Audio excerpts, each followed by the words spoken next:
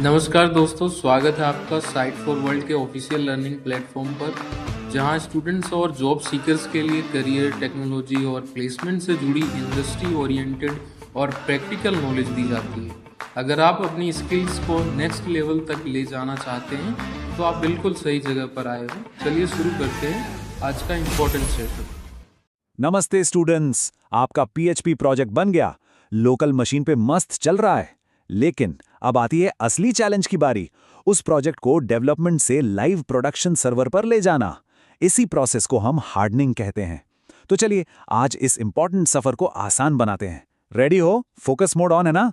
अब सबसे पहले एक सीधा सा सवाल, क्या आपका पीएचपी ऐप सच में प्रोडक्शन के लिए तैयार है? देखो, मेरे मशीन पे तो चलता है वाला एटीट्यूड प्रोडक्शन में नहीं चलता, क्योंकि जो चीज़ आपके सिस्टम पर आराम से चल रही है, ज़रूरी नहीं कि वो लाइव सर्वर के अनजान चैलेंजेस को झेल पाए। स्क्रीन पे ध्यान है ना? इस फर्क को यहां देखो, बिल्कुल साफ साफ।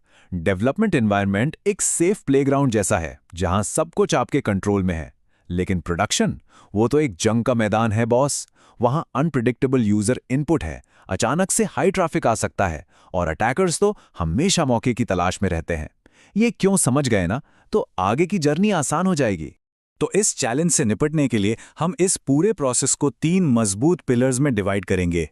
पहला परफॉर्मेंस, दूसरा सिक्योरिटी और तीसरा रिलायबिलिटी। अगर आपने इन तीनों को अच्छे से हैंडल कर लिया तो आपकी एप्लीकेशन रॉक सॉलिड बन जाएगी। शुरू करें पहले पिलर से। ओके, तो पहला पिलर है परफॉर्मेंस, मतलब एप्लीकेशन को तेज यानी फास्ट बनाना। एक बात हमेशा याद रखो, प्रोडक्शन में स्पीड कोई फैंसी फीचर नहीं है, ये एक ज़रूरत है। स्लो वेबसाइट्स किसी को भी पसंद नहीं आती। चलो देखते हैं कि इस स्पीड को हासिल कैसे करते हैं। सबसे पहला और सबसे बड़ा स्पीड बूस्ट मिलता है ओप कोड कैशिंग से। सिंपल शब्दों में समझो, जैसे एक म्यूजिशियन गाने की धुन को एक बार अच्छे से याद कर लेता है ताकि उसे बार बार नोट्स देखकर ना बजाना पड़े, वैसे ही opcode caching precompiled PHP code को मेमोरी में सेव कर लेता है। इससे होता क्या है, हर रिक्वेस्ट पर फाइल को दोबारा से पढ़ने और कंपाइल करने का टाइम बच जाता है। सिंपल है ना? ये स्टेप का पर्पस समझ। अब आते हैं नेक्स्ट लेवल पर, JIT यानी जस्ट इन टाइम कंपाइलर। ये ऑप कैशे से भी एक कदम आगे है। ये आपके कोड के हॉट पार्ट्स को, यानी वो हिस्से जो बार बार यूज होते हैं, उन्हें पहचान कर डायरेक्ट मशीन कोड में बदल देता है, जो सीधे सीपीयू पर चलता है।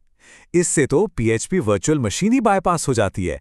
मतलब सीपीयू इंटेंसिव टास्क्स के लिए ये बिल्कुल गेम चेंजर है। आप एक्टिव हो ना? यहाँ देखो php.ini फाइल के लिए कुछ ज़रूरी ओप कैश सेटिंग्स। इनमें से एक सबसे क्रिटिकल सेटिंग है प्रोडक्शन के लिए, validate_timestamps=0। इससे PHP बार बार फाइल्स को चेंजेस के लिए चेक करना बंद कर देता है, जिससे परफॉर्मेंस आसमान छूने लगती है। हाँ, एक चीज़ है, इसके बाद कोड अपडेट करने पर सर्वर को रीस्टार्ट या रिलोड करना पड़ता है। इसको नोट किया? ये सेटिंग्स इंटरव्यू में भी पूछ सकते हैं। चलिए, अब हम अपने दूसरे और शायद सबसे ज़रूरी पिलर की तरफ बढ़ते हैं, सिक्योरिटी। दोस्तों, इस मामले में कोई कॉम्प्रोमाइज़ नहीं हो सकता। प्रोडक्शन एनवायरनमेंट में आपकी एप्लीकेशन हमेशा अटैक के रिस्क पर होती है। यहाँ पासवर्ड हैशिंग के गलत और सही तरीके में फ़र्क बिल्कुल साफ है। MD5 और SHA-1 जैसे पुराने तरीके अब बिल्कुल बेकार और इनसिक्योर हैं। पता है क्यों? क्योंकि इनके लिए रेनबो टेबल्स बनी हुई हैं जो इन हैशेस को सेकंड्स में क्रैक कर सकती हैं। मॉडर्न और सही तरीका है password_hash फंक्शन यूज करना। ये फंक्शन हर पासवर्ड के लिए ऑटोमैटिकली एक सिक्योर सॉल्ट यानी एक रैंडम स्ट्रिंग जनरेट करता है, जिससे हर पासवर्ड का हैश यूनिक और सुपर स्ट्रॉन्ग बन जाता है।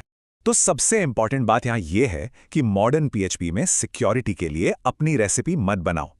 पीएचपी के अपने सालों से टेस्टेड फंक्शंस पासवर्ड हैश और पासवर्ड वेरीफाई पर ही भरोसा करो। यही सबसे स्मार्ट और सेफ अप्रोच है।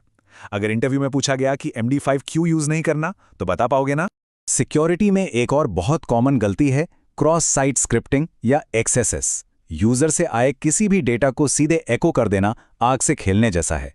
इससे बचने के लिए हमेशा HTML CHRCM का इस्तेमाल करो। ये फंक्शन क्या करता है?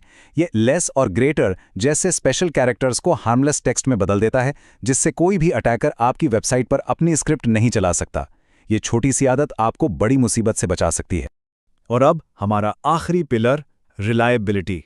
इसका मतलब है एक ऐसी एप्लीकेशन बनाना जो एरर्स और फेलियर्स को आसानी से हैंडल कर ले, क्रैश ना हो। एक प्रोफेशनल एप्लीकेशन ग्रेसफुली फेल होती है, यूजर को परेशान नहीं करती। रेडी हो नेक्स्ट स्टेप के लिए? पीएचपी में अलग अलग लेवल के एरर्स होते हैं। नोटिस सबसे छोटा एरर है, स्क्रिप्ट चलती रहती है। वार्निंग थोड़ा ज्यादा सीरियस है, पर स्क्रिप्ट अभी भी नहीं रुकती। लेकिन पार्स एरर या फेटल एरर आते ही स्क्रिप्ट वहीं क्रैश हो जाती है। इनके बीच का फर्क समझना डीबगिंग को बहुत आसान बना देता है। तो इन खतरनाक एरर्स से डील करने का मॉडर्न तरीका क्या है? वो है ट्राई कैच ब्लॉक्स। जिस कोड के फेल होने का चांस है, जैसे डेटाबेस से कनेक्ट करना, उसे ट्राई ब्लॉक में डालो। अगर वहां कोई एरर आया तो कैच ब्लॉक उसे आराम से पकड़ लेगा और एप्लीकेशन को क्रैश होने से बचा लेगा। सिंपल है पर बहुत पावरफुल टेक्निक है। ठीक है, तो हमने तीनों पिलर्स परफॉर्मेंस, सिक्योरिटी और रिलायबिलिटी को अच्छे से समझ लिया है। अब इन सब लर्निंग्स को एक सिंपल और एक्शनेबल चेकलिस्ट में डालते हैं, जिसे आप हमेशा यूज कर सकते हो। तो ये रही आपकी final production ready checklist. Performance के लिए ऑप कैशे और JIT, सिक्योरिटी के लिए पासवर्ड हैश और HTML स्पेशल केयर्स, और रिलायबिलिटी के लिए प्रोडक्शन में डिस्प्ले एरर्स को हमेशा ऑफ रखना, एरर्स को लॉक करना, ट्राई कैच ब्लॉक्स यूज करना और एक ग्लोबल एक्सेप्शन हैंडलर सेट करना। इस चेकलिस्ट को फॉलो करोगे ना, सिर्फ देखने से नहीं होगा, प्रैक्टिस करनी पड़ेगी। तो आज हमने देव से प्रोडक्शन का सफर तय किया है, और सच कहूं तो इन चीजों पर ध्यान देना ही एक गुड डेवलपर और एक ग्रेट डेवलपर में फर्क पैदा करता है। अब मैं आपसे पूछना चाहता हूं, इस सेशन के बाद आप अपने कोड में सबसे पहली चीज क्या चेक करने वाले हो? पासवर्ड हैशिंग, एरर हैंडलिंग या परफॉर्मेंस? सोचो और कमेंट सेक्शन में जरूर बताओ। तो हमारे चैनल को सब्सक्राइब कीजिए और वीडियो को अपने दोस्तों के साथ शेयर जरूर कीजिए। कमेंट सेक्शन में अपना डाउट या नेक्स्ट टॉपिक लिखना मत भूलिएगा।